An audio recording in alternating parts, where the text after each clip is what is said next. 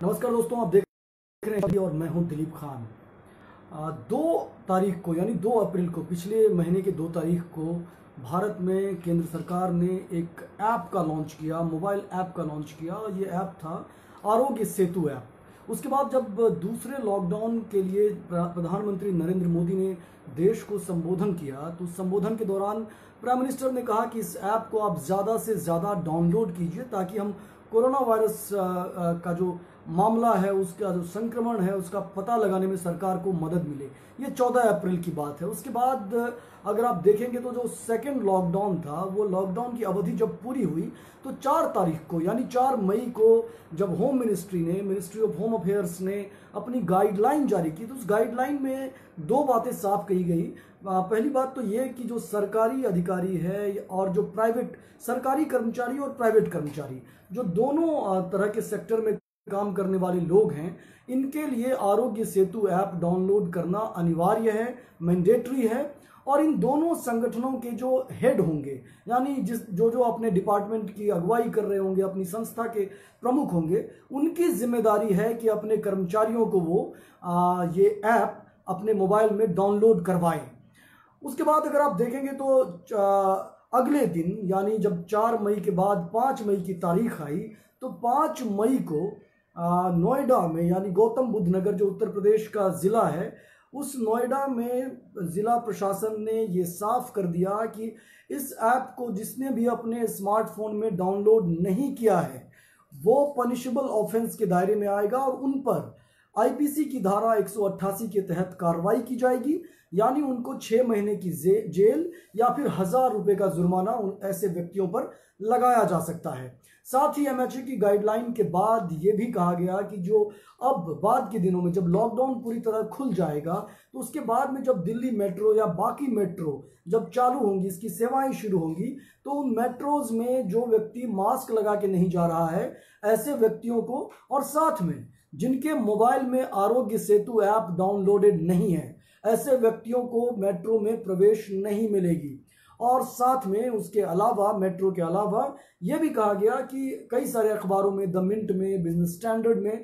कई सारे अखबारों में सरकार के हवाले से ये खबर आ रही है, अब तक कोई आधिकारिक ऐलान नहीं हुआ है कि अब आने वाले दिनों में जितने स्मार्टफोन बाजार में आने वाले हैं, उन सभी स्मार्टफोन्स में Aarogya Setu app already download होके आएगा। यानी अगर आप मोबाइल फोन खरीदेंगे, स्मार्टफोन खरीदेंगे, तो उसमें पहले से आरोग्य सेतु ऐप डाउनलोड किया हुआ होगा। यानी आप उसको स्किप नहीं कर सकते कि आप आरोग्य सेतु ऐप का इस्तेमाल ना करें। तो ये सारी डेवलपमेंट के बाद बहुत सारे इस पर सवाल भी उठने शुरू हुए। तो मैं पूरे वीडियो में आगे आपको समझाने की कोशिश करूंगा कि आरोग्य सेतु को लेकर सवाल किस तरह के उठ रहे हैं, क्या कंसर्न जताए जा रहे हैं, और साथ में सरकार की तरफ से क्या दलील दी जा रही है, क्या कहा जा रहा है, किस तरह की भरोसे की बहाली की जा रही है। और इसके अलावा मैं ये भी बताने की कोशिश करूंगा कि इंटरनेशनल लेवल पे इस तरह के ऐप को बनाने वाली सरकार कौन कौन सी है, इस तरह के ऐप का इस्तेमाल किन किन देशों में हो रहा है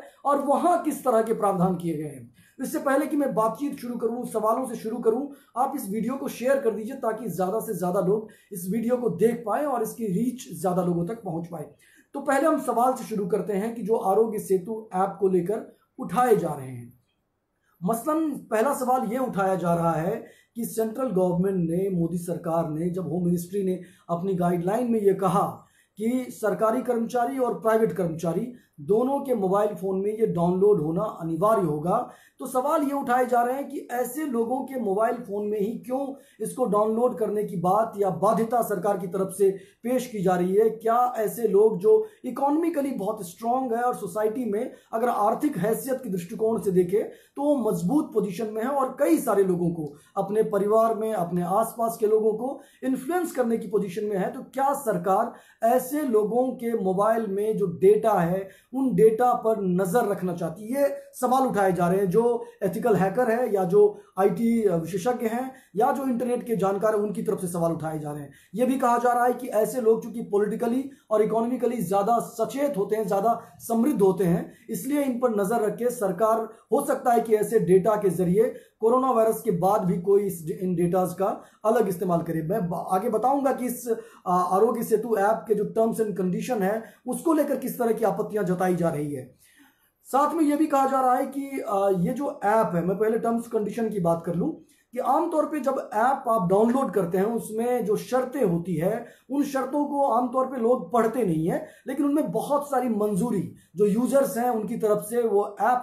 सर्विस प्रोवाइडर जो होते हैं वो मंजूरी लेते हैं। यानी बिना मंजूरी के, आपकी मंजूरी के बगैर कोई भी सर्विस प्रोवाइडर आपके मोबाइल का कोई भी डेटा लेता नहीं है, तो ऑफिशियली वो आपसे मंजूरी लिया होता है। तो ये जो आरोग्य सेतु ऐप है उसके जो टर्म्स एंड कंडीशन का सेक्शन है उसमें कहा गया है कि यूजर जो भी डाउनलोड कर रहा है आरोग्य सेतु ऐप को वो इस बात के प्रति सहमति जता रहा है। मैं अंग्रेजी में पढ़ के सुनाता हूं, फिर उसका हिंदी तर्जुमा करूंगा कि users agrees and acknowledges that the government of India will not be liable for any unauthorized access to your information or modification thereof। यानी जो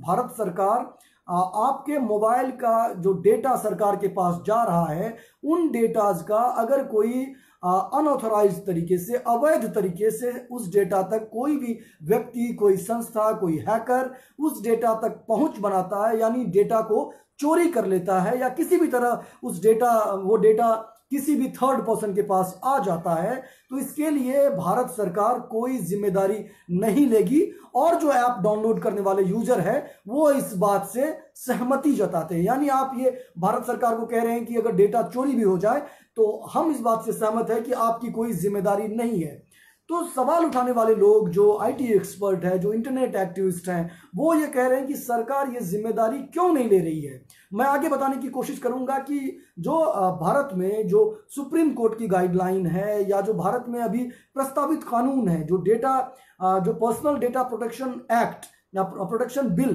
जो अभी पार्लियामेंट में लंबित है, जो विधेयक के फॉर्म में है, अभी तक वो एक्ट नहीं बन पाया है। तो पर्सनल डेटा प्रोटेक्शन को लेकर जो विधेयक भारतीय संसद में लंबित है उस विधेयक में क्या कहा गया मैं आगे बताने की कोशिश करूंगा। इसलिए इंटरनेट एक्टिविस्ट ये सवाल उठा रहे हैं कि भारत सरकार ये जिम्मेदारी क्यों नहीं ले रही है, जब भारत सरकार का ये ऐप है और यूजर्स को ये ऐप डाउनलोड करने के लिए ना सिर्फ कह रही है बल्कि सरकार इसके लिए बाध्य कर रही है। नोएडा में यानी गौतम बुद्ध नगर में इसको पनिशेबल ऑफेंस बना दिया गया है। साथ में जो सरकारी और निजी कर्मचारी है उनके लिए इसे अनिवार्य बना दिया गया है। तो ऐसे में भारत सरकार डेटा चोरी के लिए खुद जिम्मेदारी क्यों नहीं उठा रही है। उसके अलावा मैं 2-3 और पहले बातचीत कर लूं कि इस पर कंसर्न क्या जताए जा रहे हैं, उसके बाद मैं बताऊंगा कि सरकार की सफाई क्या है और फिर बताऊंगा कि कानून क्या कहता है।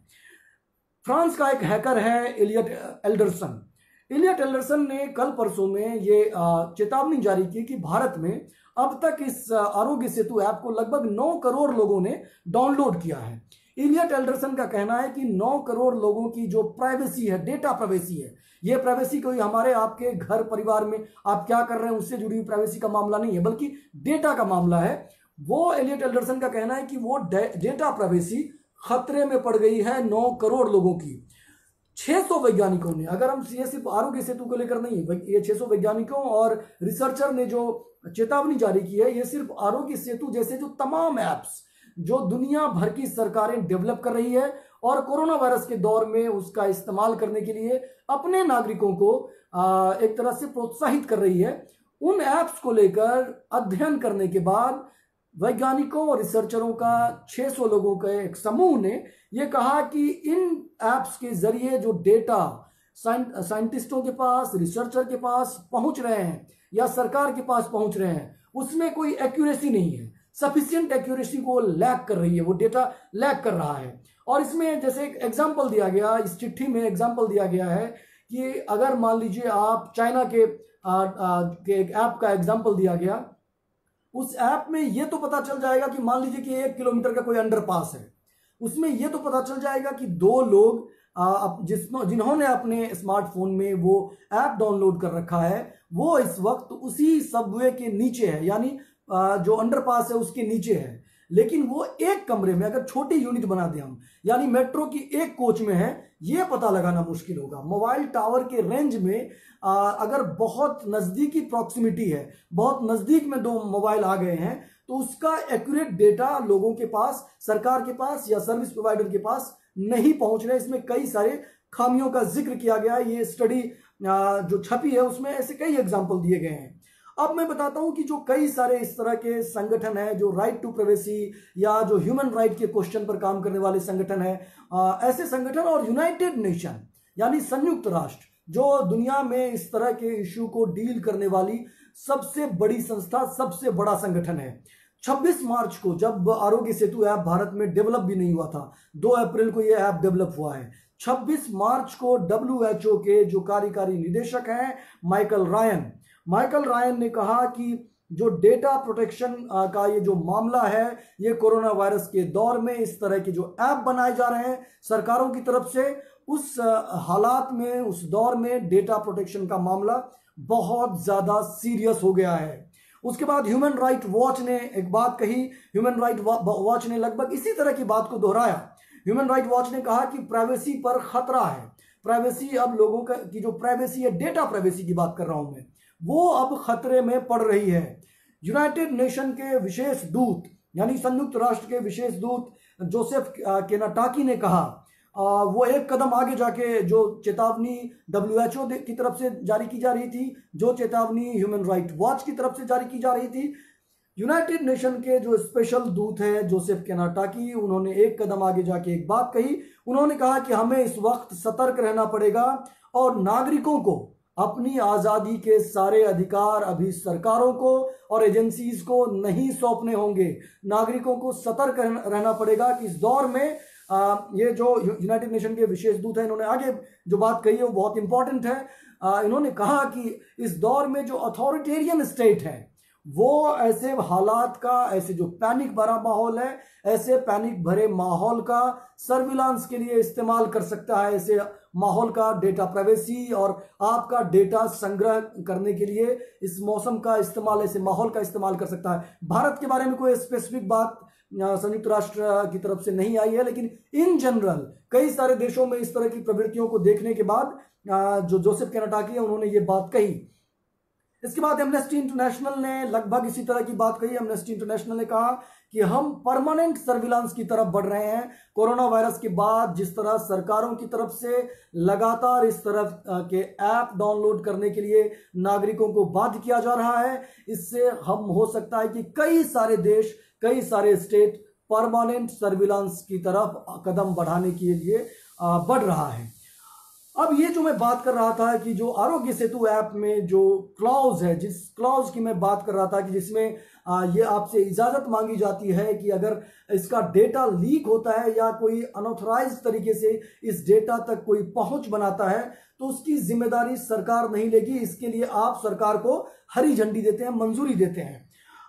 मैं 2-3 सरकार की कमी, मैं सिर्फ भारत सरकार के जो नियम कायदे हैं, मैं कोई एजम्पशन पे बात नहीं कर रहा हूं। जो नियम कायदे, उस नियम कायदे में क्या बातें कही गई है। मसलन श्री कृष्णा कमेटी की रिपोर्ट है जो डेटा प्राइवेसी पर रिपोर्ट है, 217 पेज की, 213 पेज की ये रिपोर्ट है, जिस रिपोर्ट की बुनियाद पे भारत में प्राइवेट डेटा प्रोटेक्शन बिल, इसको ड्राफ्ट किया गया। 2018 में भी ये बिल आया, 2019 में भी ये बिल आया। दिसंबर 2019 में रविशंकर प्रसाद ने पार्लियामेंट में इस बिल को पेश किया है। पार्लियामेंट में ये बिल लंबित है। आमतौर पे जो अगर देखेंगे छोटे मोटे बिल 4-5-6 पेज के बिल होते हैं, लेकिन 57 पेजों का ये बिल है। जाहिर सी बात है कि पहली बार डेटा प्रोटेक्शन को लेकर भारत में कोई कानून बनने की तरफ कदम बढ़ाया जा रहा है। ऐसे में विस्तार से कई सारे पहलुओं पर इस विधेयक में बात कही गई है और इस विधेयक में जो इंपॉर्टेंट बात कही गई है वो एक बात की तरफ मैं आपको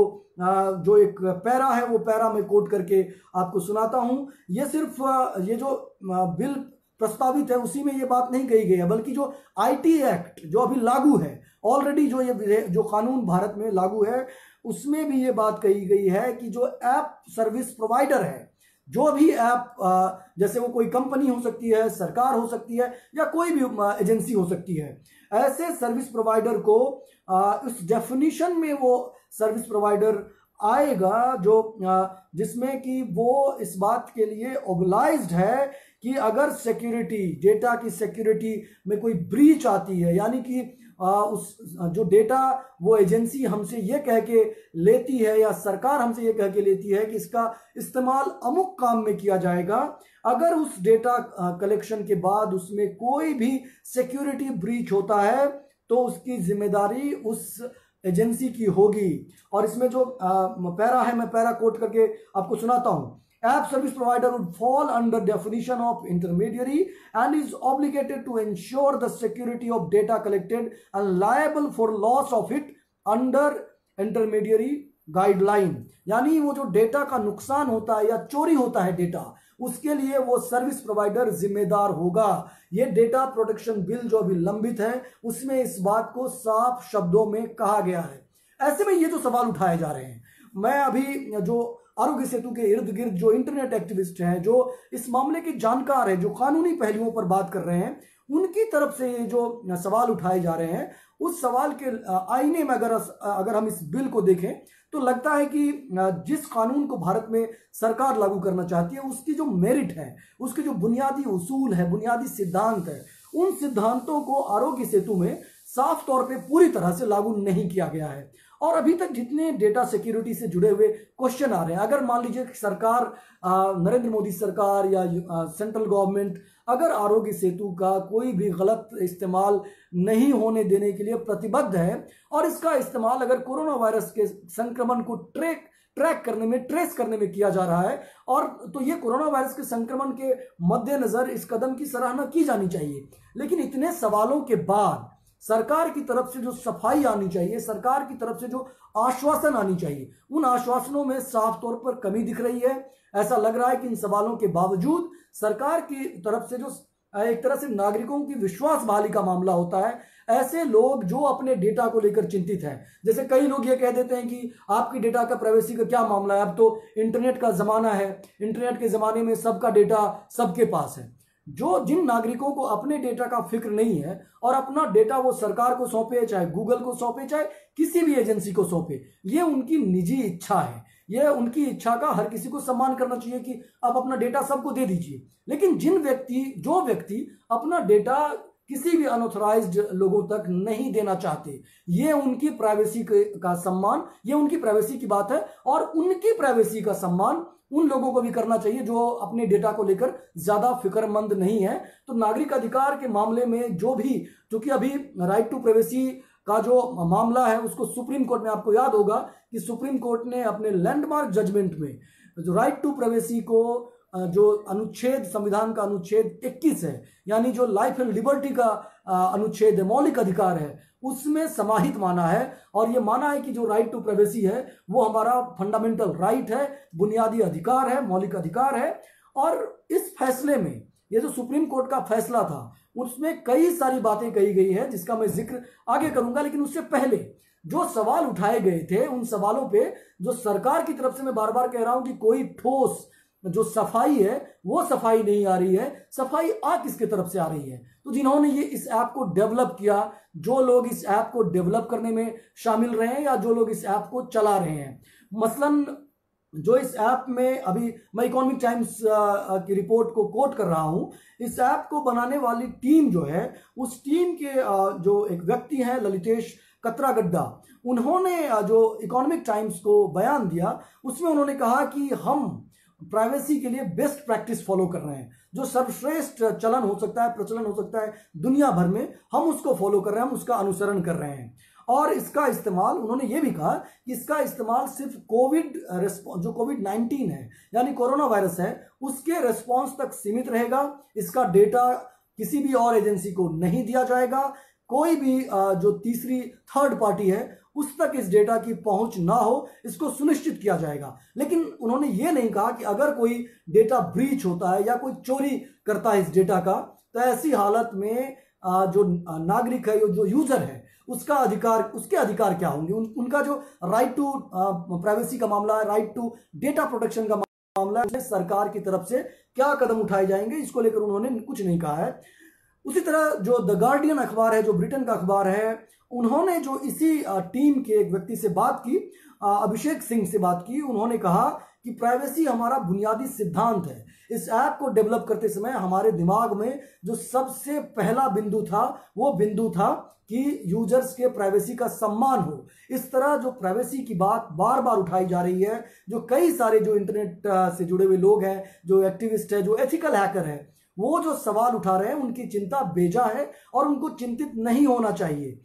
उन्होंने ये भी कहा कि जो नॉन रिस्क यूजर हैं, जैसे आरोग्य सेतु ऐप जब आप डाउनलोड करेंगे उसको दो कैटेगरी में बांटा गया है, एक जो नॉन रिस्क वाले लोग हैं और एक जो हाई रिस्क वाले लोग हैं। तो जो नॉन रिस्क यूजर है या जो लो रिस्क यूजर है, उनके मुताबिक, अभिषेक सिंह के मुताबिक, ऐसे लोगों का डेटा जो डेटाबेस है उस डेटाबेस से 45 दिनों बाद डिलीट कर दिया जाएगा, हटा दिया जाएगा, और जो हाई रिस्क वाले लोग हैं उनका डेटा 60 दिनों बाद हटा दिया जाएगा। लेकिन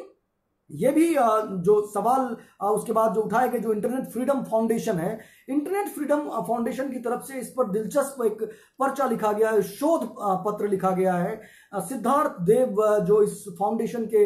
रिसर्चर हैं और इस मामले पे लगातार काम करते हैं, उन्होंने एक लंबा चौड़ा लगभग 100 पेज का एक रिसर्च पेपर लिखा है जो आरोग्य सेतु ऐप के अलग अलग पहलुओं पर चर्चा करने वाला पेपर है। उसमें जो विस्तार से बातें कही गई है उसमें दो बातों पर सवाल उठाए गए जो प्रमुख सवाल है। पहली बात जो उन्होंने कही है वो ये कि जो ऐप डेवलपर है उनकी तरफ से ये जो बार बार आश्वासन दिया जा रहा है, ऐसे आश्वासनों के मद्देनजर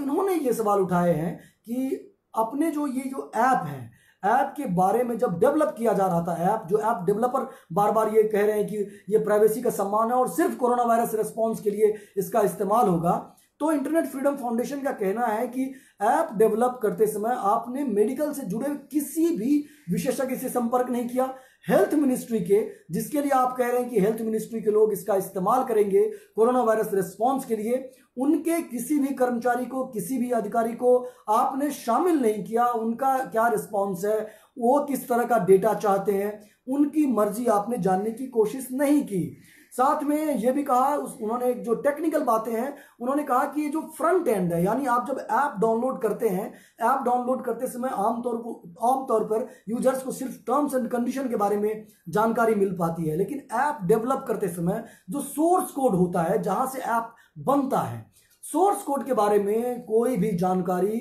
सरकार की तरफ से रिलीज नहीं की गई है। इसमें कई सारे देशों का एग्जाम्पल दिया गया इस शोध पत्र में। उसमें यह कहा गया है कि मसलन सिंगापुर में जो एक इसी तरह का ऐप है जो बेसिकली कोरोना वायरस से संक्रमित लोगों को ट्रैक करने वाला, ट्रेस करने वाला एक ऐप है, उसका नाम है ट्रेस टुगेदर, उसके हवाले से कहा गया है। और एक और जो MIT का डेवलप किया हुआ ऐप है, उस दोनों की तुलना करके बताया गया है कि इन दोनों ऐप्स में जो सोर्स कोड है उसका पूरा वीडियो बना के अपलोड किया गया है कि ये ऐप किस तरह आपका डेटा कलेक्ट करता है। इसकी पूरी जानकारी यूजर्स को मिल रही कि इस तरह से आपका डेटा हम कलेक्ट कर रहे हैं और इस डेटा का इस्तेमाल इस तरह से होगा, सरकार इस तरह से आपके डेटा का इस्तेमाल करने जा रही है। इसकी पूरी जानकारी वीडियो बना के बताया गया है यूजर को। तो इनका सवाल, इंटरनेट फ्रीडम फाउंडेशन का सवाल है कि इस तरह की जो ट्रांसपेरेंसी है, जिस ट्रांसपेरेंसी की बात बार बार लोग कर रहे हैं, जिसके चलते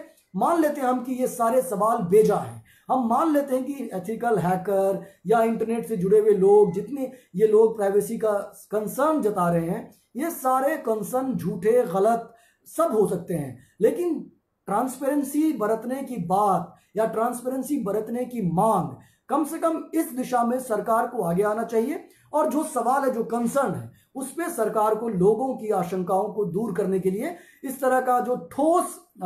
डेटा है, जो ठोस दावेदारी है, वो सरकार की तरफ से सामने आनी चाहिए, जो अब तक नहीं आया है। मसलन में अब 3-4 जो अलग अलग देश हैं, उन देशों में, ये सिर्फ भारत का मामला नहीं है, मैंने पहले आपको बताया कि इस तरह के जो ऐप्स हैं वो कई सारे देशों में डेवलप किए गए हैं। मसलन चाइना में किया गया, साउथ कोरिया में किया गया, इजराइल में किया गया, सिंगापुर में किया गया, अमेरिका में किया गया और यूरोप के कई देशों में किया गया। लेकिन भारत में और इन देशों में बुनियादी फर्क क्या है? मैं इस बुनियादी फर्क की बात करता हूं। अभी भारत में डेटा प्रोटेक्शन को लेकर जो हमेशा इस तरह के जब भी सवाल आते हैं, तो आप पिछले कई साल से आप देख रहे होंगे कि जो इंटरनेट एक्टिविस्ट है वो बार बार सवाल उठाते हैं कि भारत में अभी तक डेटा प्रोटेक्शन को लेकर कोई भी कानून नहीं है। अभी तक सिर्फ टेलीग्राफिक एक्ट के जरिए या आईटी एक्ट के जरिए इस तरह के कानून वो कवर करता है, लेकिन वो स्पेसिफिक नहीं है डेटा प्रोटेक्शन को लेकर। लेकिन अभी कोरोना वायरस के दौर में जो बाकी मुल्कों में, जैसे मैं साउथ कोरिया का एग्जांपल दूं, साउथ कोरिया में या सिंगापुर में, उन दोनों देशों में जो डेटा प्रोटेक्शन, जो नागरिकों का डेटा प्रोटेक्शन कितना जरूरी होगा, नहीं होगा, उसका किस तरह इस्तेमाल किया जाएगा, इसको लेकर बाकायदा कानून है। साउथ कोरिया में उस कानून का नाम है पीपा, यानी पर्सनल इंफॉर्मेशन प्रोटेक्शन एक्ट। इस एक्ट के तहत नागरिकों को अपने डेटा का गलत इस्तेमाल ना हो, इसके लिए पूरी तरह एक तरह से एम्पावर किया गया है और उनको अधिकार है कि अगर जैसे कई तरह का अधिकार है, मैं एक दो अधिकार का जैसे मैं हवाला दूं, उससे आपको समझ में आएगा कि कितने तरह के अभी दुनिया भर में जो प्राइवेसी का मामला है वो किस हद तक, और खास करके इंटरनेट पे डेटा प्राइवेसी का मामला है, किस हद तक आगे बढ़ गया है। और भारत में उस पर अभी चर्चा इनिशियल स्टेज में और कुछ लोग चर्चा कर रहे हैं। जैसे साउथ कोरिया में इसी कानून में जैसे राइट टू बी फॉरगॉटन, जैसे मुझे खुद को भूल जाने का अधिकार है, कि जैसे इस मामले में मैं आपको एक एग्जांपल दूं कि जर्मनी में बीते दिनों जर्मनी में भी लोगों को भुला दिए जाने का अधिकार है कि एक व्यक्ति जो किसी अपराध में संलिप्त था 1980 के दशक में, उनको सजा हुई इस व्यक्ति को, वो व्यक्ति सजा काट के जेल से रिहा हुआ। उसके बाद इंटरनेट पर उस व्यक्ति ने जब अपना नाम सर्च किया तो उसके पुराने अपराध के बारे में पूरी स्टोरी खुली। तो उस व्यक्ति ने कोर्ट में चुनौती दी कि चूंकि इस अपराध जिस अपराध को मैंने अंजाम दिया, उस अपराध के बाद मैंने सजा पूरी कर ली है, अब सजा पूरी होने के बाद मैं अपराधी नहीं हूं, क्योंकि मैं अब रिहैबिलिटेशन के लिए सोसाइटी में जाऊंगा और नए सिरे से समाज में खुद को अब पेश करूंगा और सभ्य नागरिक की तरह रहूंगा। और इंटरनेट पर अगर इस तरह की सामग्री मेरे बारे में रही तो ये मेरे अधिकार का हनन है। इसलिए उसने कोर्ट में जब चुनौती दी उस व्यक्ति ने, तो अदालत ने कहा, फौरन आदेश दिया कि जिस वेबसाइट पर, जिस मैगजीन में ये खबरें छपी हुई थी, आप इसको डिलीट कीजिए। उस व्यक्ति ने अपनी सजा काट ली है। अब उसके अपराध से जुड़ी हुई कोई भी जो बातचीत है वो इंटरनेट पर नहीं रह सकती। तो जर्मनी में भी इस तरह का अधिकार है। साउथ कोरिया का मैं हवाला दे रहा था। तो बहुत एडवांस में इस तरह की चीजें बढ़ रही है। यूरोपियन यूनियन में यूरोपियन यूनियन के कई देशों में इस तरह का जो एप्स है, उस एप्स को डाउनलोड किया गया है। लेकिन यूरोपियन यूनियन में भी वहां पर एक कानून है जो पूरे यूरोपियन यूनियन के दायरे में जितने देश शामिल है, 27 देश, उन सभी देशों पर यह कानून लागू होता है। कानून का नाम है जनरल डेटा प्रोटेक्शन रेगुलेशन। और इस रेगुलेशन से सभी देश बंधे हुए हैं कि किस तरह डेटा कलेक्ट करने वाली कोई भी एजेंसी, कोई भी सरकार, अगर उसमें कोई नागरिक अधिकार का हनन करती है तो नागरिकों को क्या अधिकार हासिल है, उसका विस्तृत उसमें चर्चा की गई है। मैं इजराइल की बात करता हूं, जिसको सबसे इस मामले में कई दफा नोटोरियस स्टेट की तरह पेश किया जाता है कि यह बताया जाता है कि जो इजराइल में जो सरकार के काम करने की फंक्शनिंग है, उसमें खुफिया एजेंसी को बहुत ज्यादा पावर दिया गया है। और नागरिकों को लेकर जो इंफॉर्मेशन है, क्योंकि फलस्तीन और इजराइल का जब से कॉन्फ्लिक्ट शुरू हुआ जमाने से, अब जब से इजराइल देश के तौर पर अस्तित्व में आया, उसके बाद से नागरिकों के बीच जो सूचना है, उस सूचना पर उस देश की सरकार की नजर रहती है। इसलिए इजराइल को लेकर तमाम तरह की आशंकाएं भी जताई जाती है। तो इजराइल में ये जो ऐप बना है लगभग इसी तरह के मॉडल का, आरोग्य सेतु के मॉडल का, इजराइल में उसमें जो इजराइल सिक्योरिटी एजेंसी है, जो ISA जिसका नाम है, उसमें उसको ये अधिकार दिया गया है कि वो इस डेटा तक अपनी पहुंच बना के रखे। इजराइल पुलिस को भी ये अधिकार दिया गया है कि वो किसी भी नागरिक के मोबाइल डेटा को वो ट्रैक कर सकती है, ट्रेस कर सकती है, जिसके मोबाइल में भी वो ऐप डाउनलोडेड है। लेकिन उसके साथ साथ ये भी कहा गया है कि वो डेटा सिर्फ और सिर्फ स्वास्थ्य मंत्रालय के साथ शेयर किए जाएंगे। भारत में जो बात कही जा रही है वो ऐप डेवलपर की तरफ से कही जा रही है। ऐप डाउनलोड करते समय कहीं भी ये बात नहीं कही गई है कि इसका इस्तेमाल कौन सा मंत्रालय करेगा, किस मंत्रालय के लिए हम ये डेटा ये जो डेटा जमा होगा उसका इस्तेमाल कौन सा मंत्रालय करेगा, किस तरह करेगा, ये सारी बातें आरोग्य सेतु में नहीं कही गई है। इसलिए सवाल उठ रहे हैं। इजराइल में अगर इन तमाम बातों के बावजूद जिसकी तरफ मैं इशारा कर रहा था, जो खुफिया एजेंसी है या पुलिस है, उसके बावजूद जब इस ऐप को डाउनलोड कराने की बात आई, जब ये कहा गया कि सबको ये ऐप डाउनलोड करना पड़ेगा, उससे जुड़े हुए 2 विधेयक, 2 बिल इजराइल की संसद में पारित करना पड़ा। और उन 2 बिलों को पारित करने के बाद ही इस तरह के बिल में इजरायली खुफिया एजेंसी को और पुलिस को ये शक्ति दी गई कि वो नागरिकों के डेटा पर वो अपनी नजर रख सकती है, और उस डेटा को हेल्थ मिनिस्ट्री को वो खुफिया एजेंसी भी और पुलिस भी सौंप सकती है। इस तरह के कई देशों का मैं एग्जांपल देने लगूंगा तो चर्चा थोड़ी लंबी हो जाएगी, लेकिन मैं अभी 2-3 बातों पर मैं, जो बहुत ठोस बातें हैं, जिसकी चर्चा करनी अभी जरूरी है, जो राइट टू प्रोटेक्शन, जो राइट टू प्राइवेसी जजमेंट की मैं बात कर रहा था, जिस जजमेंट में ये कहा गया कि ये जो कानून है, ये जो प्राइवेसी का अधिकार है, ये मौलिक अधिकार है, उसका एक पैरा बहुत दिलचस्प है। उस पैरा में स्वास्थ्य को लेकर बात कही गई है। मतलब उसमें कई सारी बातें कही गई है कि मेरी जाति, मेरा धर्म, मेरा बैंक बैलेंस, मेरी ट्रैवल हिस्ट्री, मैं कहाँ क्या करता हूँ, किनसे मिलता हूँ, इस तरह की जानकारी मेरी बहुत निजी जानकारी है। लेकिन इन तमाम बातों के बाद उसमें एक बात और कही गई है कि जो हेल्थ का इशू है, मुझे कौन सी बीमारी है, इस बात का किसी दूसरे या तीसरे आदमी को पता चले, ये तब पता चले जब मैं उसको शेयर करना चाहूं। ये मेरा प्राइवेट मामला है। तो हेल्थ के मामले पर जो राइट टू प्राइवेसी में जो जजमेंट में कहा गया है, उस जजमेंट में ये कहा गया है कि ये जो हेल्थ का या बीमारी का मामला है, वो भी उस राइट टू प्राइवेसी के एम्बिट में आता है। उसमें कुछ रिलैक्सेशन की बात कही गई, मैं वो भी आपको सुनाता हूं कि क्या कहा गया है। उसमें ये कहा गया है कि अगर पुलिस को लगता है या सरकार को लगता है, गवर्नमेंट को लगता है कि ये डेटा बहुत किसी के हेल्थ से जुड़ा हुआ डेटा पब्लिक ऑर्डर के लिए या देश की सुरक्षा के लिए या किसी भी तरह का अगर व्यापक इंटरेस्ट में, नेशनल इंटरेस्ट में वो डेटा जरूरी है, तो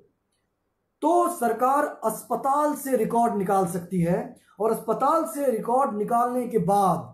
उस व्यक्ति का, जिसको कोई भी बीमारी हुई है, उसका नाम गुमनाम रखेगी, अज्ञात तरीके से उसके डेटा का लेजिटिमेट इस्तेमाल करेगी। उसकी प्राइवेसी में कोई ब्रीच करने का मामला ही नहीं बनता। ब्रीच पर तो सुप्रीम कोर्ट ने साफ कह दिया कि ये मुमकिन ही नहीं है।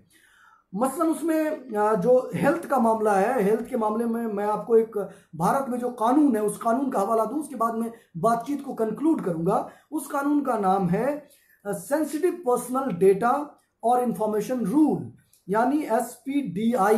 एसपीडीआई रूल 2011। इस एसपीडीआई रूल में यह भी कहा गया है कि जो सेंसिटिव डेटा है उसकी बात इस कानून में कही गई है। उसमें यह कहा गया है कि जो हेल्थ है, स्वास्थ्य हमारा सेंसिटिव डेटा है, और ये भारत के बिल में भी कहा गया है। यानी अभी जो बिल, जिसमें पर्सनल डेटा प्रोटेक्शन बिल की मैं बात बार बार कर रहा हूं, उस बिल में भी हेल्थ को सेंसिटिव इशू की कैटेगरी में रखा गया है कि हेल्थ का जो डेटा है, ये डेटा किसी भी व्यक्ति का नितांत पर्सनल और नितांत संवेदनशील मामला है। क्योंकि कोरोना वायरस के बाद भी अभी जो केसेस सामने आ रहे हैं, उसमें आप देख रहे होंगे कि सरकार को बार बार ये अपील करनी पड़ रही है कि कोरोना वायरस जिसको हुआ है उससे घृणा ना करे, कोरोना वायरस से आप उससे टकराए, उससे आप लड़े। तो किसी भी बीमारी को लेकर भारत में जो एक तरह के सामाजिक एक बहिष्कार टाइप का एक चलन चलता है, उस चलन के मद्देनजर जो स्वास्थ्य का मामला है या बीमारी का मामला है, उसको सेंसिटिव डेटा में काउंट किया गया है। लेकिन उसके साथ ही सरकार को यह भी अधिकार दिया गया है कि एपिडेमिक की स्थिति में या नेशनल इंटरेस्ट की स्थिति में, सॉवरेनिटी की स्थिति में, पब्लिक ऑर्डर की स्थिति में ऐसे डेटा का सरकार इस्तेमाल कर सकती है। लेकिन इस तमाम डेटा इस्तेमाल करने के प्रावधानों के बावजूद जो अभी मूल सवाल उठाए जा रहे हैं, मैं इस पर अभी जो शुरू से जो बुनियादी सवाल है कि क्या डेटा चोरी होने के बाद अकाउंटेबिलिटी किसकी है। आरोग्य सेतु ऐप से हो सकता है कि कोरोना वायरस को ट्रेस करने में बहुत मदद मिले, लेकिन क्या सरकार को इसकी जिम्मेदारी नहीं लेनी चाहिए, जिसकी तरफ बार बार सुप्रीम कोर्ट का आदेश इशारा करता है, जिसमें साफ कहा गया, इशारा क्या करता है, आदेश में स्पष्ट शब्दों में कहा गया है, जिसकी तरफ एसडीपीआई रूल जिसका प्रावधान है सेंसिटिव डेटा में, जिसकी तरफ पर्सनल डेटा प्रोटेक्शन जो विधेयक है उसमें जिसका प्रावधान किया गया है, जिसकी तरफ आईटी एक्ट की जो धारा 43A है उसमें जो प्रावधान किया गया है, इन तमाम प्रावधानों में जिसकी तरफ ठोस तौर पर, साफ तौर पर जो संकेत दिए गए हैं, इशारा किया गया है, जिसको डेटा चोरी के मामले में जो ऐप डेवलप करने वाले लोग हैं, जो एजेंसी है, जो संस्था है, जो सरकार है, उसको जो अकाउंटेबल ठहराने की बात कही गई है, क्या उसकी अकाउंटेबिलिटी भारत सरकार को नहीं लेनी चाहिए? ऐसे मामले में जो भी लोग सवाल उठा रहे हैं, क्या ऐसे सवाल को सही तरीके से एड्रेस नहीं करना चाहिए? तो ये कुछ ऐसे सवाल थे जिसको लेकर आरोग्य सेतु के इर्द गिर्द कई सारे लोग उठा रहे हैं, जिसमें आपको मैंने गिनाया कि फ्रेंच एथिकल हैकर से लेकर भारत में इंटरनेट से जुड़े हुए अलग अलग फाउंडेशन संगठन से लेकर यूनाइटेड नेशन से लेकर WHO से लेकर तमाम तरह के ऑर्गेनाइजेशन इस तरह के